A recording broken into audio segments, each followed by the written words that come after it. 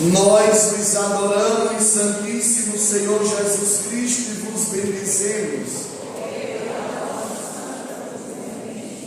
Ó Maria concebida sem pecado, São José, perdão, meu Jesus.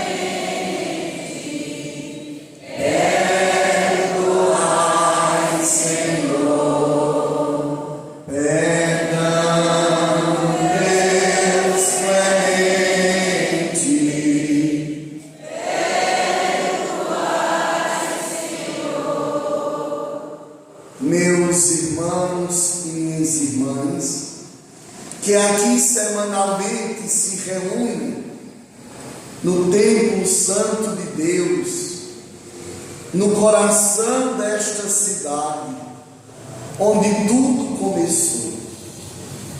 Nós estamos no 5º domingo da Quaresma, neste caminho para a Semana Maior, a Semana Santa.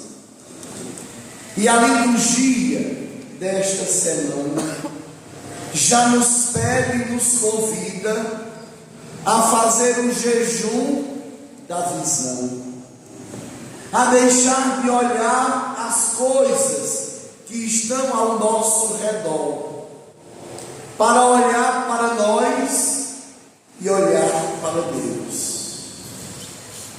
Se nós percebermos, as imagens estão todas cobertas, para lembrar que é o tempo em que nós precisamos olhar a nossa vida e olhar a misericórdia de Deus.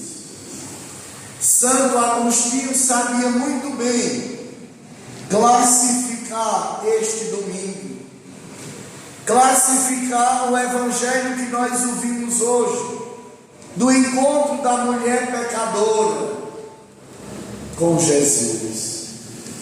É o encontro da miséria com a misericórdia.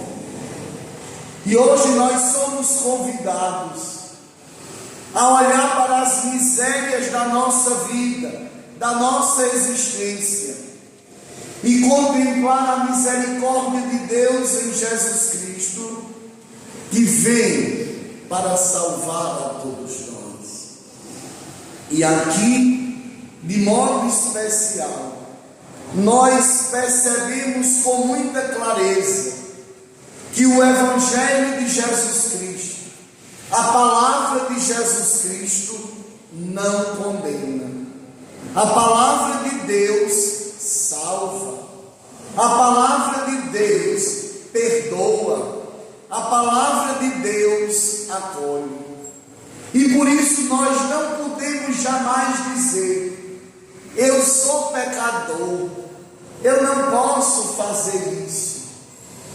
Aqui nos mostra o tamanho da misericórdia de Deus, da bondade de Deus.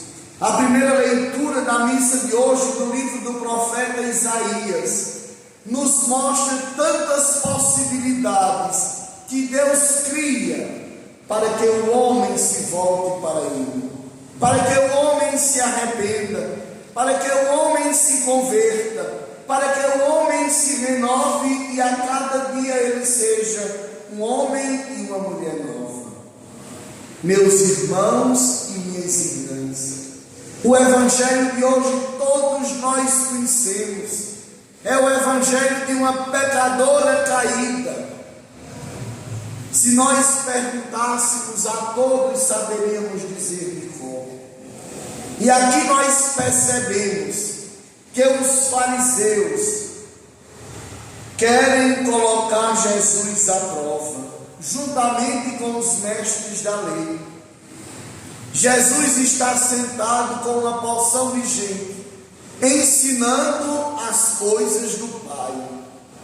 Chega uma multidão de pedra na mão, com uma mulher na frente.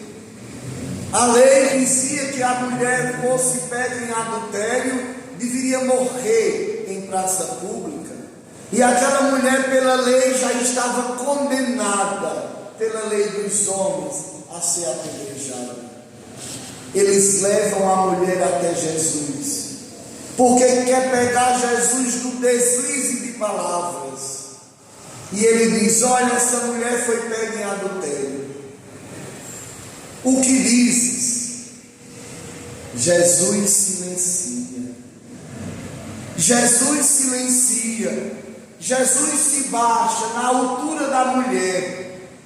Esse baixar-se de Jesus é o acolhimento que Jesus tem para com todos nós. O abaixar-se de Jesus é na humanidade que ele se coloca lado a lado conosco. É que ele compreende as nossas dores, as nossas fraquezas, a nossa miséria. E ele fica no mesmo tamanho da mulher. A mulher caída e ele inclinado escrevendo no chão. E quando Jesus escreve no chão, nós logo nos recordamos que Deus, através de Moisés, escreveu os mandamentos. Foi o dedo de Deus que escreveu os mandamentos.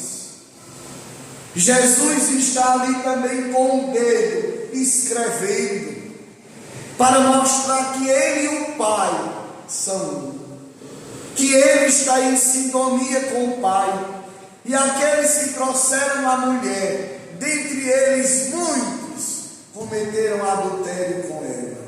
Ela pecou por adultério. E cadê os homens que pecaram com ela? Estavam ali, de pedras na mão, para apedrejá-la.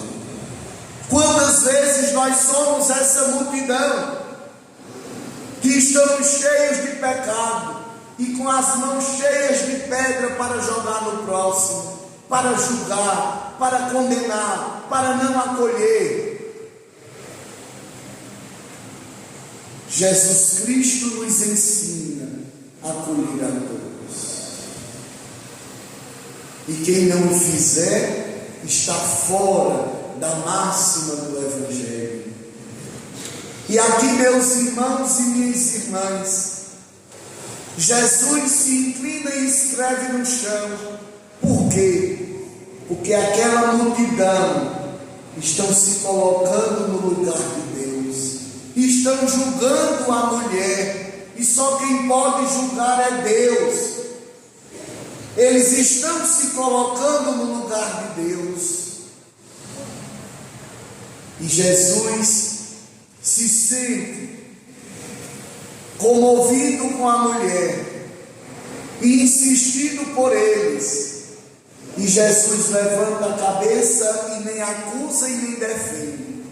Se Jesus acusa a mulher, eles iam dizer: olha, ele prega uma coisa e faz outra na prática. Se Jesus perdoa a mulher, eles iam dizer: olha, ele é contra a lei de Moisés, vamos matá-lo. Jesus levanta a cabeça e diz: quem dentre vós não tiver pecado, atire a primeira pedra. E o que é que acontece? Vão saindo aos poucos, começando pelos mais velhos, terminando pelos mais jovens. Depois Jesus vê que está sozinho com a mulher e pergunta à mulher: ninguém te condenou? Onde estão aqueles que estavam aqui? Ela diz: Senhor, ninguém me condenou. E o que é que Jesus diz à mulher? Eu também não te condeno. Eu também não te condeno. E aqui volta mais uma vez o pensamento de Santo Agostinho. É a miséria que se encontra com a misericórdia. E nós percebemos que Jesus acolhe, Jesus perdoa, mas o perdão deve ser acompanhado de uma conversão. E o que é que Jesus diz à mulher? Se ninguém te condenou, eu também não te condeno, podes ir. E o que? E de agora em diante não peques mais. Se converta, mude de vida. E o que Jesus diz a essa mulher, Ele diz a cada um de nós no dia de hoje: se ninguém te condenou, eu também não te condeno, pode ir. Jesus está preocupado com o presente, é com o amanhã. Não está preocupado com os pecados que ela cometeu lá atrás, porque foram perdoados. Às vezes eu me questiono. Chega pessoas para se conversar e diz: olha, padre, eu me esqueci do pecado de quando eu era criança. E eu digo: e você já se confessou depois disso? Todo ano eu me confesso, mas eu não disse aquele pecado. E aquele pecado não está perdoado. E a absolvição da confissão não perdoa os pecados lembrados e esquecidos. Deus já perdoou. O que precisa agora é a pessoa se perdoar. Nosso Senhor não quer saber do passado de quem se converte. Ele quer saber do presente. É hoje que nós precisamos nos converter. É no dia de hoje. Ele não está atrás do passado, não. Porque se ele for buscar as coisas do passado, ninguém se salva. E o plano de Deus é não perder nenhum daqueles que o Pai lhe deu. Por isso, meus irmãos e minhas irmãs, o tempo é agora. O tempo da conversão é hoje. Nós não podemos esperar para amanhã. Tem que ser hoje. O perdão é acompanhado pela conversão. Na segunda leitura da missa de hoje, da carta de São Paulo aos Filipenses. Quem era São Paulo? Um homem intelectual. Falava grego, aramaico, latim. Um homem das letras, um doutor. Um homem que tinha acesso ao templo de entrar e sair a hora que quisesse. E por isso ele perseguia os cristãos. E ele escreve: eu deixei tudo. Eu abandonei tudo, eu perdi tudo, por quê? Em vista do bem maior de Jesus Cristo. Não existe na terra e na vida humana nada que substitua Jesus Cristo. E São Paulo escreve nessa carta: eu perdi tudo, até a vida. A vida de São Paulo se misturava com a vida de Cristo, a ponto de dizer: não sou mais eu quem vive, é Cristo que vive em mim. É uma conversão muito forte, e nós precisamos dessa conversão. Nós precisamos, como São Paulo, dizer: eu deixei tudo, eu deixei o pecado, eu deixei as glórias humanas, eu deixei as coisas que o mundo me oferece, os prazeres passageiros, em vista do bem maior. E o bem maior é Jesus Cristo. Que nesta semana, que antecede a Semana Santa, essa semana e a Semana Santa, nós não percamos o alvo do cristão. E o alvo deve ser Jesus Cristo. A Semana Santa não é para olharmos as coisas que estão ao nosso redor. Não é semana de feriado. Não é semana de piscina, de lazer, de praia, de caminhada para a serra, de caminhada para a fazenda nova, de caminhada para onde quer que seja. É a semana da miséria humana, contemplar a misericórdia de Deus, contemplar Jesus Cristo, participar dos atos da Semana Santa, passo a passo,